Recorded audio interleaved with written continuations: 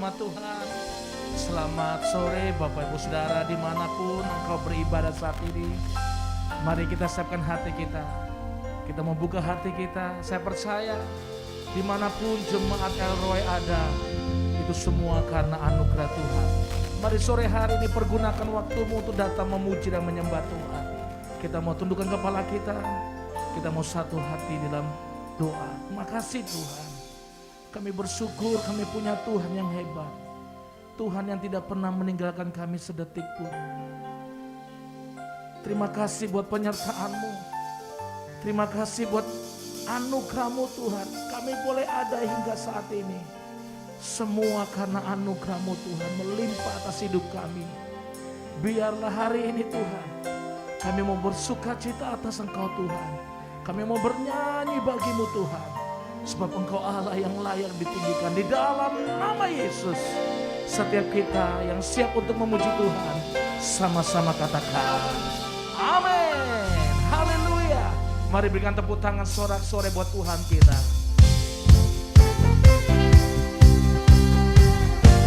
Mari bertepuk tangan bersama-sama.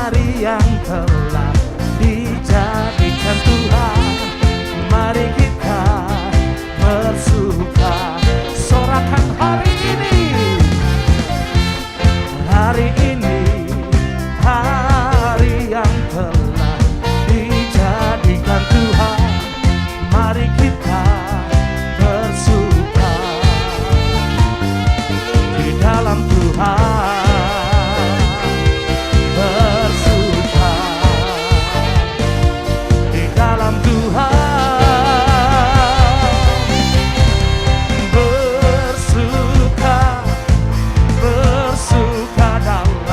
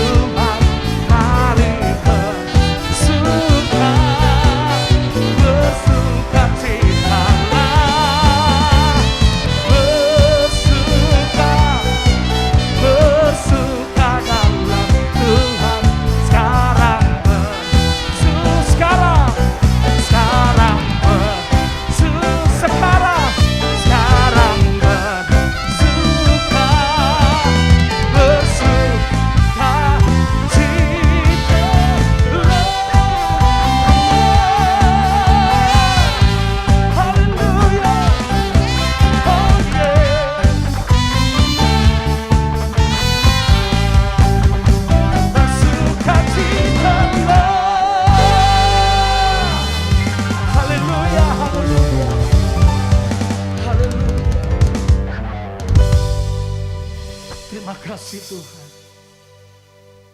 Kami mau tetap bersuka di dalam Engkau Yesus. Kami mau tetap kuat di dalam Engkau Tuhan. Biarlah hati kami meluap dengan ucapan syukur. Kami bersyukur kami punya Tuhan yang hebat. Tuhan yang tidak pernah meninggalkan kami sendirian. Mari dimanapun Bapak Ibu Saudara beribadah saat ini, mari buka hatimu, angkat suaramu. Angkat pujianmu, sembah Dia dengan segenap hatimu. Angkat pujianmu buat Tuhan. Oh ya, sembah Dia dengan muatan kasih. Sembah Tuhan dengan rasa cintamu.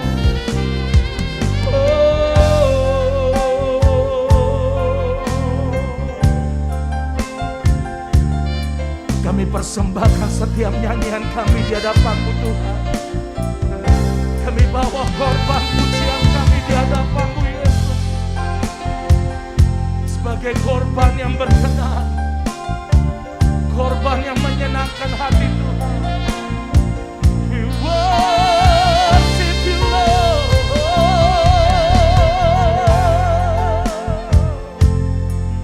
Kami datang dengan kerinduan kami.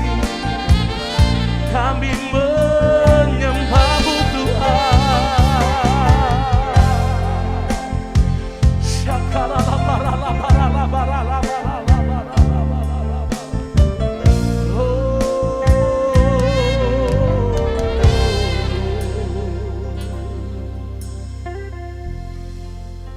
Mari buka hatimu di hadapan Tuhan.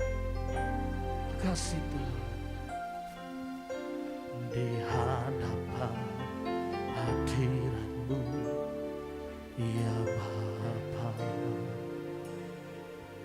ku datang dengan penuh kerinduan.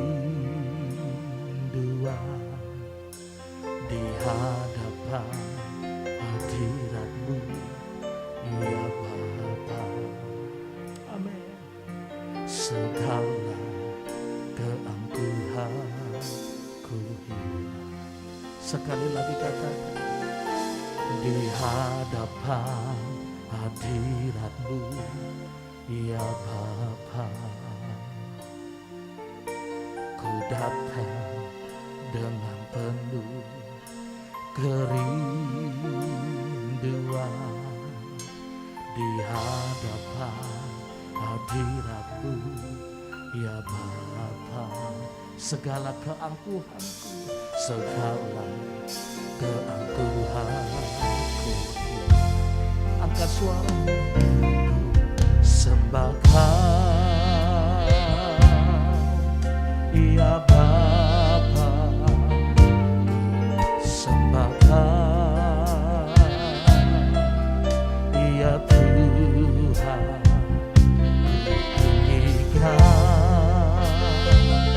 Nama-Mu Yesus dalam hidupku, dalam hidupku selalu. Katakan, ku sembahkan, sembahkan ya Bapa, sembahkan ya Tuhan.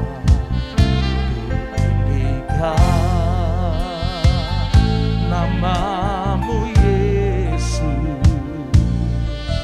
dalam hidupku, dalam hidupku selalu.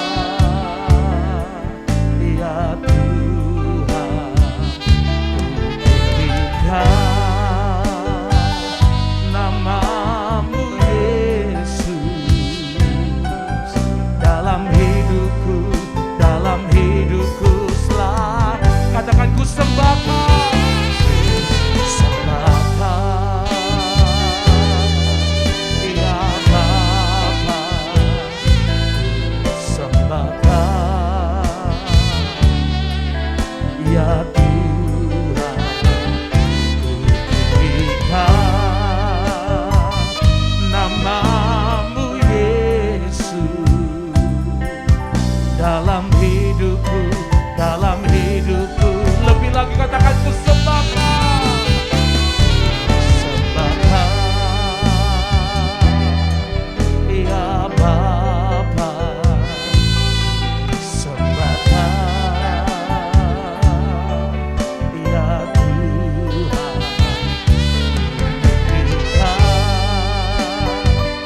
Namamu Yesus dalam hidupku, dalam hidupku selalu.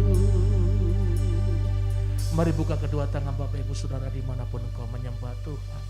Ku sembah Kau, ya Bapa, ku sembah Kau, ya Tuhan, ku tinggikan namamu Yesus dalam hidupku, dalam hidupku selalu. Ku sembah Kau.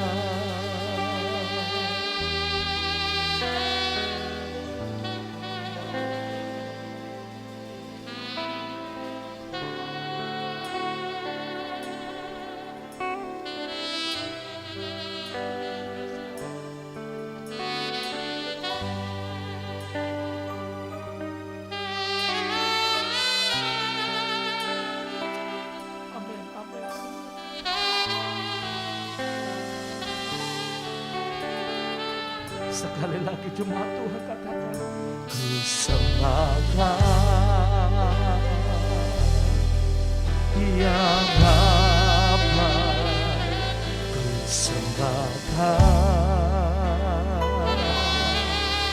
ya Tuhan, ku tinggikan namamu dalam hidupku, dalam hidupku selalu. Mari angkat pujianmu bersama-sama. Ku sembah Kau, ya Bapa, ku sembah Kau, ya Tuhan, ku tinggikan namamu Yesus dalam hidupku, dalam hidupku. Sekali lagi katakan ku sembah, ku sembah Kau, ya Bapa, ku sembah Kau, ya Tuhan, ku tinggikan namamu Yesus dalam hidupku, dalam hidupku. Mari musik menyembah Tuhan.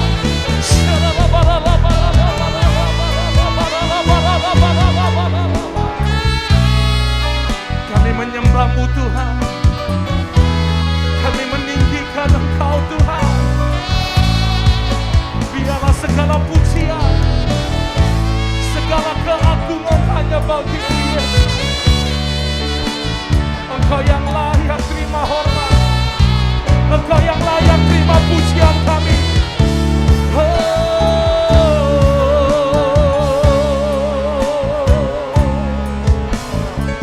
Kami sembah,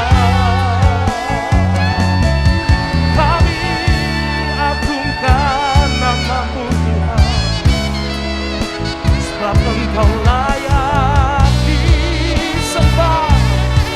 Oh Jesus,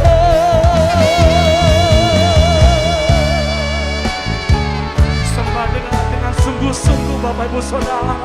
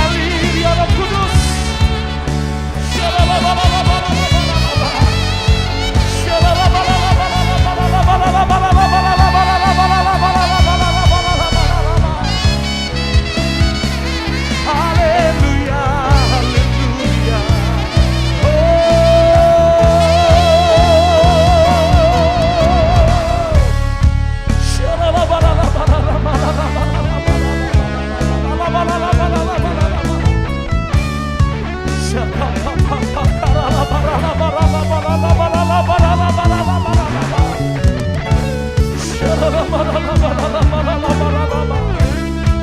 kuat lagi menyembah Tuhan, saudara.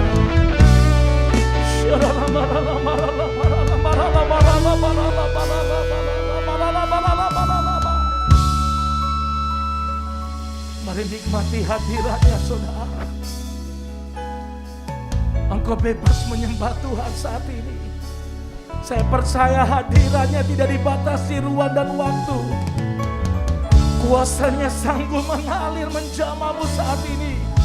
Mungkin saat ini kau yang beribadah sedang sakit, dalam nama Yesus, oleh bilur-bilur darah Yesus Tuhan menyembuhkanmu.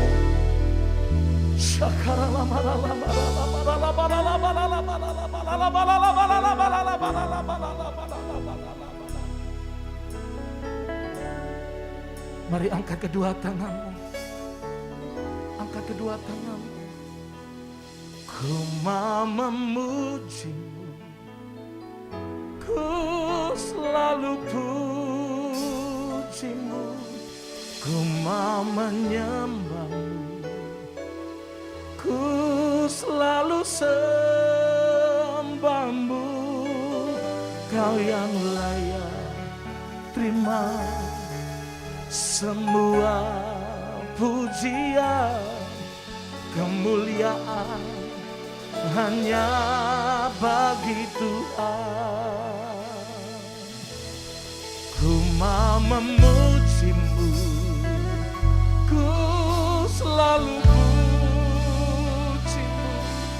ku mau menyembahmu, ku selalu sembahmu. Kau yang layak terima semua pujian, kemuliaan hanya bagi Tuhan. Mau memujimu, Yesus, ku selalu pujimu, ku mau menyembahmu, ku selalu sembahmu. Kau yang layak terima semua pujian, kemuliaan hanya bagi Tuhan. Mari angkat pujianmu bersama-sama. Mau memujimu, ku selalu pujimu, ku mau menyembahmu, ku selalu sembahmu. Kau yang layak terima semua pujian, kemuliaan hanya bagi Tuhan. Kau yang layak terima semua pujian, kemuliaan hanya bagi Tuhan. Kau yang layak terima semua pujian, kemuliaan hanya bagi Tuhan. Sorak-sorai kemuliaan buat Tuhan. Segala pujian hormat hanya bagimu, Yesus. Engkau satu-satunya Tuhan Allah yang kami sembah dan kami tinggikan. Kami percaya hadirat-Mu ada di tengah-tengah kami, Tuhan. Kami sudah boleh memuji dan menyembah-Mu. Sekarang tiba waktunya kami rindu untuk kami boleh mendengarkan kebenaran firman-Mu. Urapi hamba-Mu, Tuhan. Otoritas Allah turun atas hamba-Mu, agar setiap firman yang keluar dari mulut hamba-Mu jadi berkat bagi setiap kami dimanapun umat-Mu beribadah saat ini, Tuhan. Di dalam nama Yesus, setiap kita umat Tuhan yang siap untuk menerima kebenaran firman Tuhan, sama-sama katakan amin.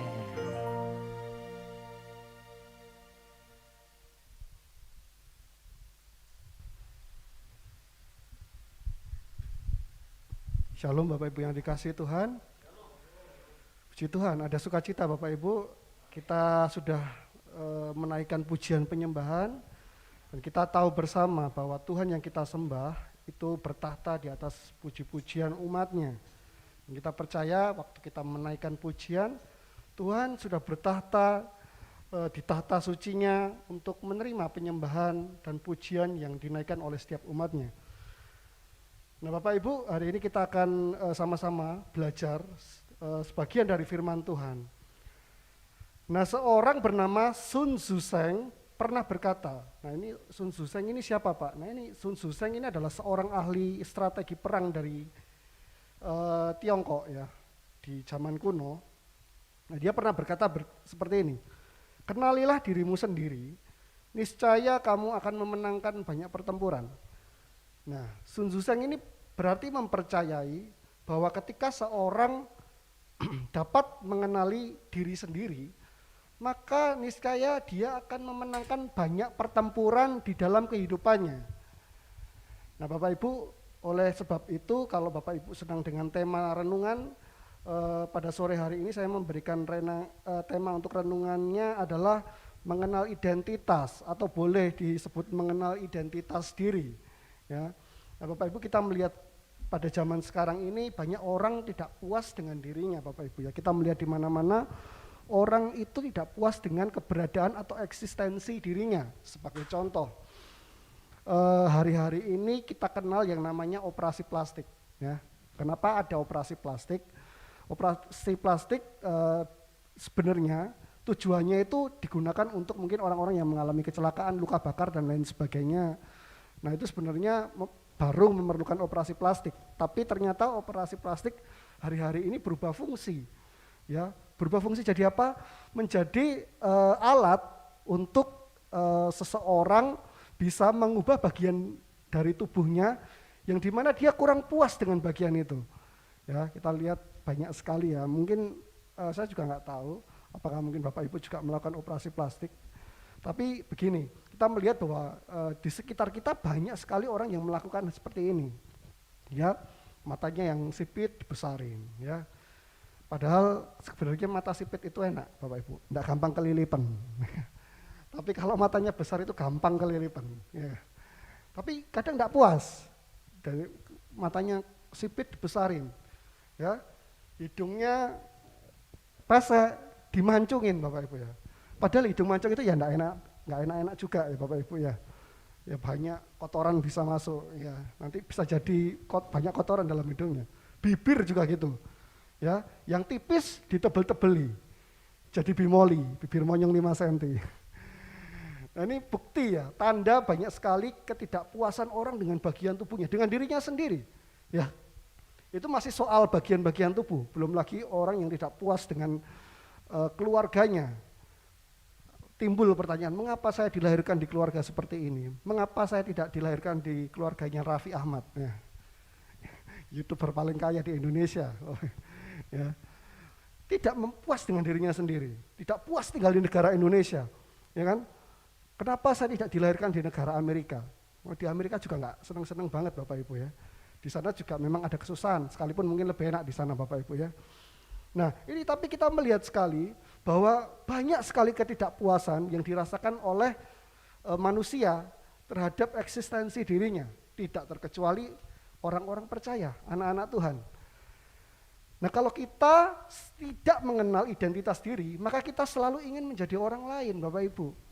Melihat orang lain ini lebih baik, lebih ganteng, lebih cantik, lebih kaya, lebih sukses. Ya, lebih punya apa-apa dari kita, lebih memiliki segalanya. Padahal ada ungkapan memang ya rumput tetangga selalu kelihatan lebih hijau. Padahal kenyataannya kadang tidak seperti itu Bapak Ibu ya. Kadang orang itu kita pikir mereka bahagia, padahal dalam hatinya banyak gitu Bapak Ibu. Nah saya juga mengenal orang-orang yang seperti ini, yang kelihatannya segala-galanya punya, tapi sebenarnya dalam hatinya dia mengalami kekosongan, mengalami banyak yang kurang dari dirinya. Gitu. Banyak yang ingin dia rubah, banyak yang ingin dia istilahnya dia ulang kembali gitu Bapak Ibu. Enggak puas dengan dirinya juga. Nah makanya kita melihat bagian firman Tuhan, Efesus 2, pasal kedua ayat yang ke-10, saya bisa minta tolong ya. Ini, tapi saya ayatnya nggak banyak, nggak seperti Pak Edi. Kalau Pak Edi ayatnya banyak, saya ayatnya sedikit aja Bapak Ibu. Efesus 2, ayat yang ke-10. Efesus 2 ayat yang ke-10. Karena kita ini buatan Allah, diciptakan dalam Kristus Yesus untuk melakukan pekerjaan baik yang dipersiapkan Allah sebelumnya. Ia mau supaya kita hidup di dalamnya. Ya, Bapak Ibu. Kita ini dikatakan tadi dikatakan kita ini buatan Allah, Bapak Ibu ya. Artinya apa? Kita ini diciptakan oleh Allah. Dan kita ini diciptakan tidak sama loh Bapak Ibu. Sekalipun ada yang istilahnya kembar identik, itu pun tidak sama Bapak Ibu ya. Saya nggak tahu bagian apanya, hidungnya atau apa, sekalipun dikatakan identik, itu pasti nggak sama. Sidik jarinya pun tidak sama. Betul ya Bapak Ibu ya. Sidik jari ini miliaran orang di dunia semuanya nggak ada yang sama Bapak Ibu. Ini luar biasa. Nah karena itu apa? Karena itu begini Bapak Ibu ya. Tuhan tidak pernah menciptakan seseorang itu sama dengan yang lain. Artinya kita ini diciptakan sangat spesial. Tidak ada duanya. Ya kan? Tidak ada duanya, masterpiece gitu. Tidak ada duanya Bapak Ibu ya. Nah, sebuah merek itu tidak mungkin menciptakan barang yang sama Bapak Ibu ya. Misalnya Zara mengeluarkan merek A misalnya, ya kan?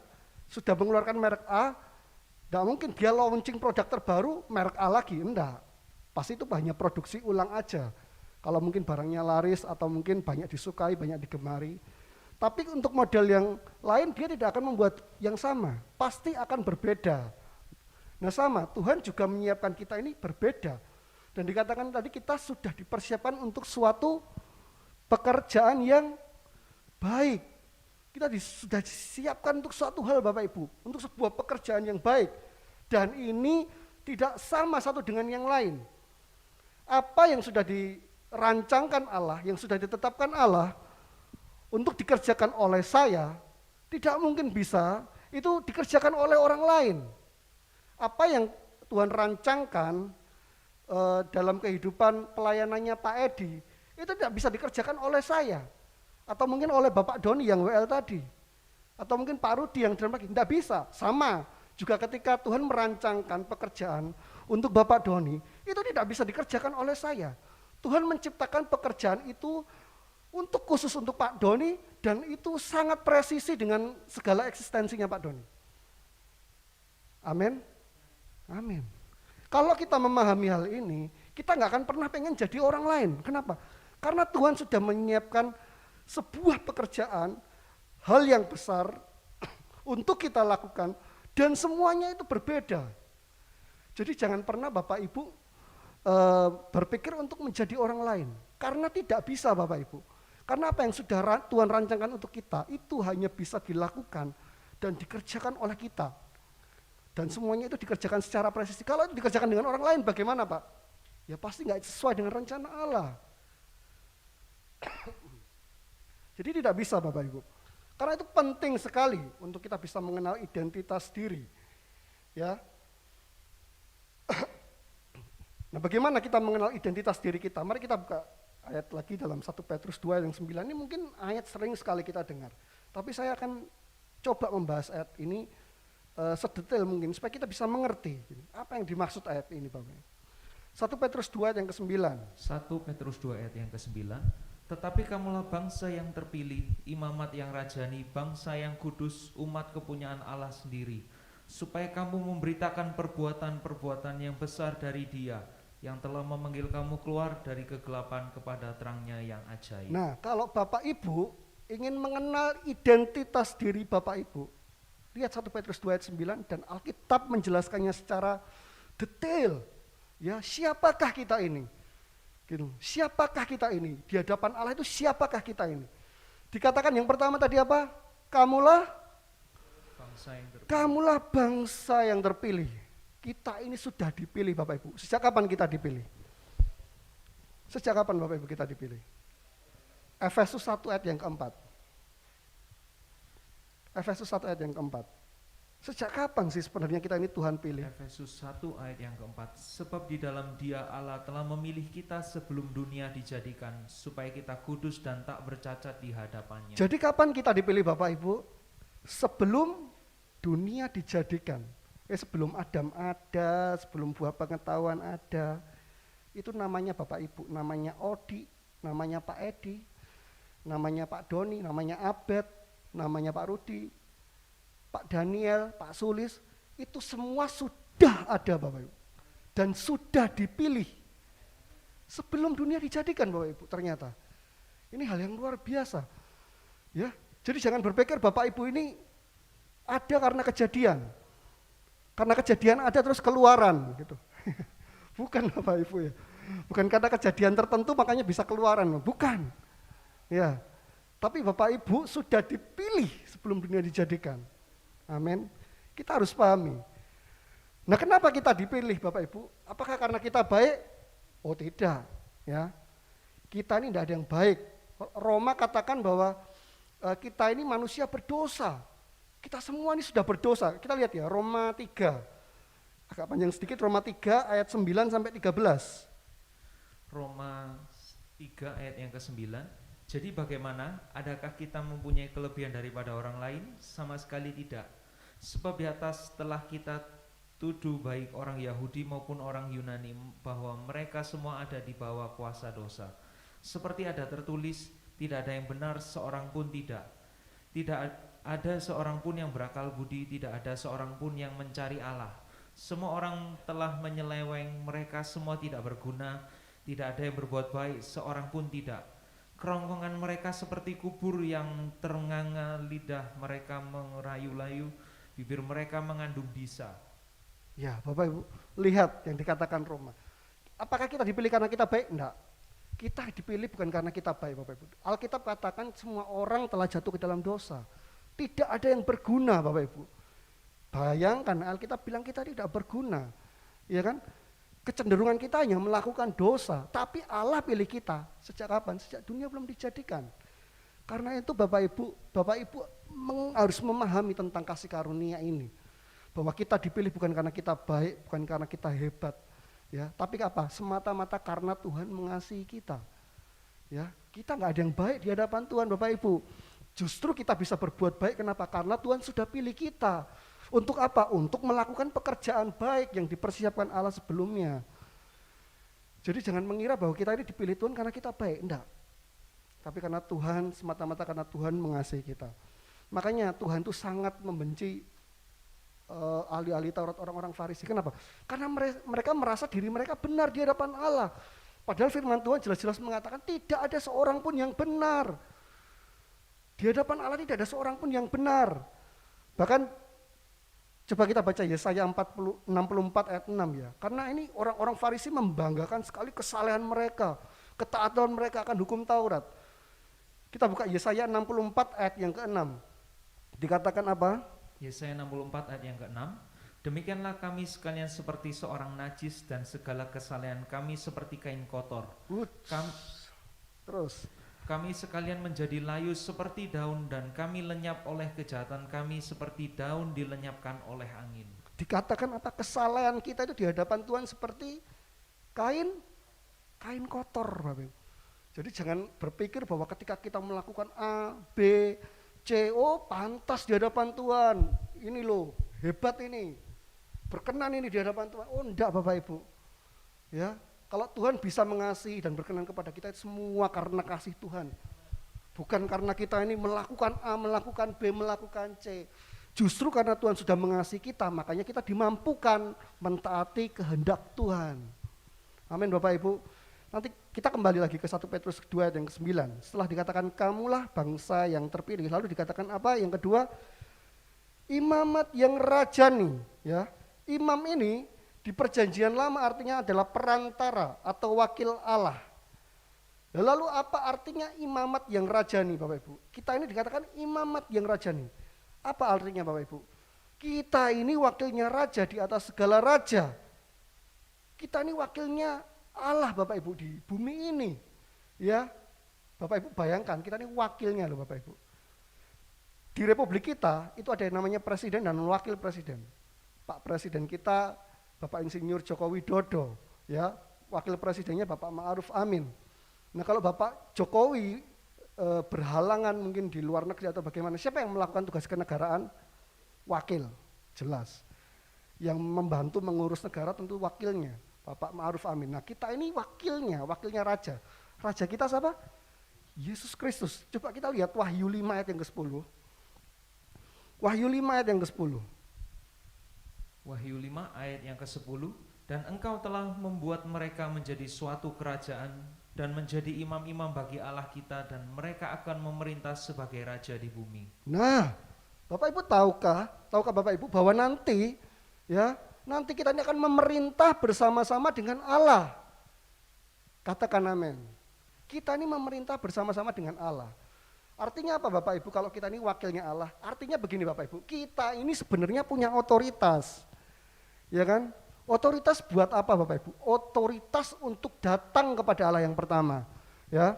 Makanya kita diberi kesempatan untuk selalu datang kepada Tuhan. Nah orang Kristen kadang gak sadar punya otoritas datang ke sama Tuhan, dia merasa dirinya gak layak datang sama Tuhan. Makanya dia selalu, orang-orang tipe begini biasanya titip doa, titip ini, titip itu. Kenapa? Karena merasa dirinya gak layak datang sama Tuhan. Gak mampu datang sama Tuhan. Padahal dikatakan kita ini imamat yang raja nih, punya otoritas. Bapak Ma'ruf Amin itu berhak datang menghadap Jokowi. Karena apa? Karena wakilnya. Nah kita ini wakilnya raja, wakilnya Allah. Kita berhak datang sama Allah. Gak perlu perantara lagi. Di perjanjian lama kita perlu perantara. Yang namanya imam. Imam besar. Nah kita dikatakan kita imamat yang rajani Bapak Ibu. Artinya apa? Kita punya hak, kita punya otoritas datang kepada Tuhan. Bukan hanya datang kepada Tuhan, tapi apa? Kita punya otoritas berdoa, berkata-kata kepada Allah. Meminta sesuatu, menyampaikan sesuatu. Kita punya hak. Nah orang Kristen kadang-kadang gak ngerti, kadang-kadang gak menyadari. Sehingga apa yang terjadi? Sehingga sering sekali titip doa. Pak Pendeta tolong doakan saya, Bu tolong doakan saya. Kenapa? Karena dipikirnya dia tidak punya otoritas. Dia bukan siapa-siapa, dia jemaat biasa. Padahal semua orang percaya dikatakan identitas dirinya adalah siapa? Imamat. Ya, imamat yang rajani. Kapanpun datang sama Tuhan, kapanpun ngomong sama Tuhan, kapanpun minta sama Tuhan, itu bebas Bapak Ibu. Dan kalau wakil menyampaikan sesuatu, kira-kira Allah mendengarkan apa tidak? Kira-kira Allah mendengarkan atau tidak? Mendengarkan. Ketika Bapak Ma'ruf Amin datang ke Bapak Jokowi, lalu menyampaikan Pak gini-gini, kira-kira Pak Jokowi mendengarkan atau tidak? Pasti mendengarkan. Kenapa? Wakilnya. Yang dipercaya, yang diberikan otoritas. Sama ketika Bapak Ibu datang kepada Tuhan, Bapak Ibu menyampaikan sesuatu, jangan pikir Tuhan tidak mendengarkan. Tuhan sangat menaruh perhatian. Makanya orang Kristen sekarang ini gak ngerti saya. Titip doa, datang sendiri sama Tuhan, ngomong sama Tuhan, punya otoritas, punya hak. Nah kan, penting makanya untuk mengenal identitas diri. Wah kalau nggak mengenal gini, waduh selamanya titip doa Bapak Ibu. Nah model jemaat gini juga banyak. Ke PD sini titip doa, ke PD sana titip doa, ke hamba Tuhan sini titip doa. Orang seperti ini tidak pernah menikmati jadi imamat yang rajani. Ya, hidup seperti orang perjanjian lama, butuh perantara terus. Hamba Tuhan yang seolah-olah penuh urapan dengan banyak urapan, seolah-olah dekat dengan Tuhan, Bapak Ibu punya otoritas yang sama. Nggak usah gengsi, nggak usah malu, nggak usah minder. Kalau ada hamba Tuhan kesaksian, oh saya datang sama Tuhan, saya ngobrol sama Tuhan, Bapak Ibu juga bisa. Ya. Datang dan berdoa sama Tuhan, pasti Tuhan dengar. Saya jamin pasti Tuhan dengar. Ya karena apa? Karena identitas dirinya. Makanya pastikan identitas kita dulu ini seperti apa. Identitas kita ini imamat yang rajani. Amin. Yang ketiga, dikatakan apa? Umat kepunyaan Allah. Ya. Bagian terakhir setelah tadi kamulah bangsa yang terpilih, imamat yang rajani. Dikatakan kita ini apa? Umat kepunyaan Allah. Ya, yang terakhir ingat bahwa kita ini sudah ada yang punya. Ya. Jadi secara rohani kita ini bukan single atau jomblo Bapak Ibu ya. Ya. Walaupun Bapak Ibu saya masih jomblo, belum punya pacar. Tapi di hadapan Tuhan Bapak Ibu bukan jomblo lagi. Ya. Kenapa? Sudah ada yang punya. Ya, siapa yang punya? Allah. Kita ini kepunyaan Allah, ya. Karena itu kita itu harus ikut maunya siapa? Maunya Allah. Ya, kita harus ikut maunya Allah. Ya. Karena kita kepunyaan Allah, kita mengikuti maunya Allah. Ini handphone punya saya. Kalau saya mau buka Facebook, saya klik Facebook. Handphone ini nurut sama saya atau enggak? Pasti nurut. Yang saya buka Facebook yang terbuka apa? Facebook. Saya buka WhatsApp yang terbuka WhatsApp. Nah kalau saya buka Facebook yang keluar WhatsApp, handphonenya tak banteng Bapak Ibu. Kenapa? Ya berarti handphonenya rusak. Gitu loh. Saya ngekliknya Facebook kok bukanya WhatsApp. Nah masalahnya Bapak Ibu selama ini jadi barang rusak atau barang gimana? Kalau Bapak Ibu benar-benar kepunyaan Allah, maka Tuhan minta begini ya, itu yang dilakukan. Tuhan minta begini ya, itu yang dilakukan. Kenapa? Kepunyaan Tuhan. Ya. Nah masalahnya kalau Bapak Ibu diberikan perintah sama Tuhan, Bapak Ibu melakukan atau tidak? Kalau Bapak Ibu tidak melakukan, jangan-jangan bukan kepunyaan Tuhan. Kepunyaan toko sebelah mungkin ya. Ya maksudnya kepunyaannya iblis gitu. Karena kalau nggak punya kepunyaan Tuhan ya kepunyaan hantu gitu loh Bapak Ibu. Ya. Jadi kita ini kepunyaan siapa? Apakah kepunyaan Tuhan atau kepunyaan hantu? Karena kalau kita kepunyaan Tuhan, apapun yang Tuhan inginkan dalam diri kita ya kita lakukan. Itu yang namanya kepunyaan gitu. Harga kita sudah dibayar lunas di atas kayu salib. Lunas Bapak Ibu, tidak nyicil, tidak kredit. Ya, kalau nyicil kreditnya macet, barang bisa diambil. Ya, barang bisa disita. Kita ini lunas dibayar Bapak Ibu. Artinya apa? Kita sepenuhnya milik Allah. Harusnya kita melakukan apa yang dimau oleh Allah. Nah apa yang dimau oleh Allah, 1 Petrus 2 ayat ke-9 tadi, bisa dibacakan lagi? 1 Petrus 2 ayat yang ke-9. Tetapi kamulah bangsa yang terpilih, imamat yang rajani, bangsa yang kudus, umat kepunyaan Allah sendiri, supaya kamu memberitakan perbuatan-perbuatan yang besar dari Dia, yang telah memanggil kamu keluar dari kegelapan kepada terangnya yang ajaib. Nah, supaya apa tadi? Supaya kamu memberitakan pekerjaan Allah yang besar itu. Nah, apa tugas kita? Apa yang Tuhan mau dalam kehidupan kita? Kita memberitakan apa? Pekerjaan Allah yang besar ini, Bapak Ibu, yang sudah Tuhan kerjakan dalam kehidupan kita. Nah, ini berarti kan tugas yang harus dikerjakan. Nah kalau Bapak Ibu mengaku kepunyaan Allah, tidak ada pilihan lain selain Bapak Ibu mengerjakan. Mengerjakan apa? Memberitakan pekerjaannya yang sudah dikerjakan dalam kehidupan Bapak Ibu. Amin. Kalau Bapak Ibu tidak mengerjakan ini, timbul pertanyaan, Bapak Ibu ini kepunyaan siapa? Benar kepunyaan Allah atau kepunyaan oknum yang lain? Ya. Makanya Bapak Ibu, kita ini harus paham identitas diri kita. Ya, karena kalau tidak kita akan menemui banyak sekali kendala. Dan jangan heran kita sering sekali kalah dalam pertempuran dalam hidup ini Bapak Ibu. Kita kalah melawan masalah-masalah dalam kehidupan kita. Kita kalah melawan masalah ekonomi. Kita kalah melawan masalah keluarga.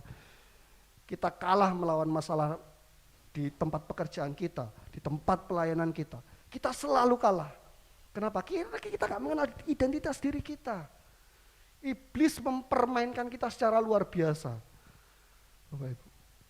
Makanya itu tidak heran apa yang dikatakan oleh Sun Tzu di awal tadi yang saya katakan. Kenalilah identitas Anda sendiri. Dan niscaya kita akan memenangkan banyak pertempuran. Bapak Ibu mau memenangkan banyak pertempuran dalam kehidupan Bapak Ibu. Kenali identitas kita.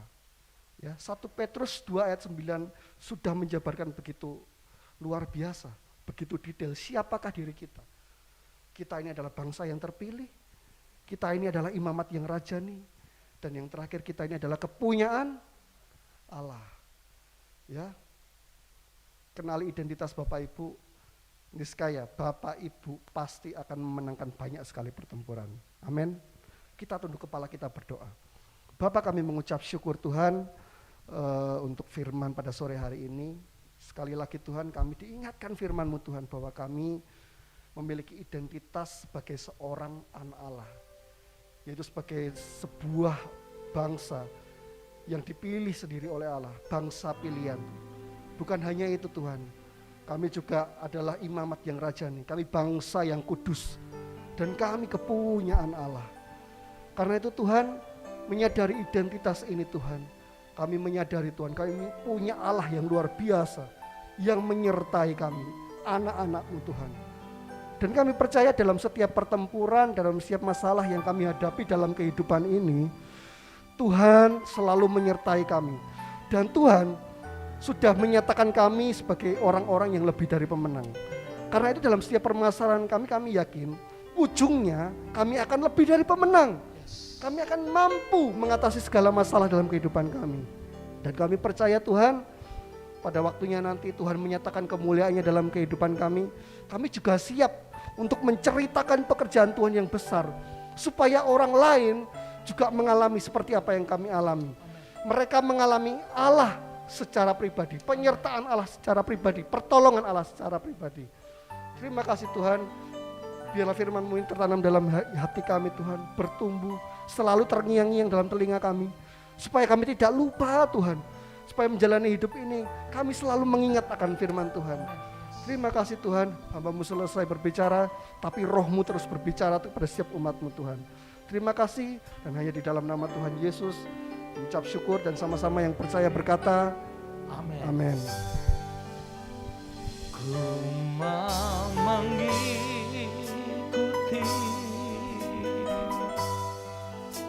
kehendak-Mu ya Bapa. Ku mau selalu menyenangkan hati yang mau mengikuti Tuhan, kata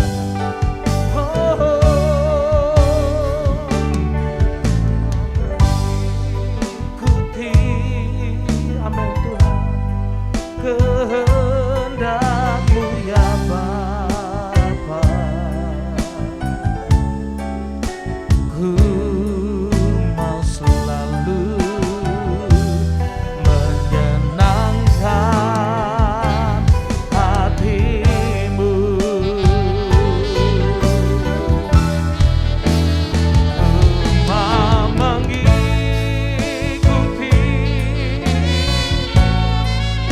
kehendak-Mu ya Bapa. Ku mau selalu menyenangkan. Sekali lagi katakan, ku mau mengikuti. Ku mau mengikuti kehendak-Mu ya Bapa. Ku mau selalu menyenangkan hati-Mu. Ku mau selalu menyenangkan hati-Mu. Ku mau selalu menyenangkan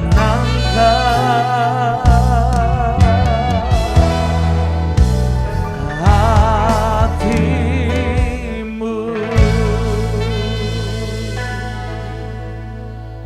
Puji Tuhan ya, kita sudah mendengar firman Tuhan yang luar biasa ya.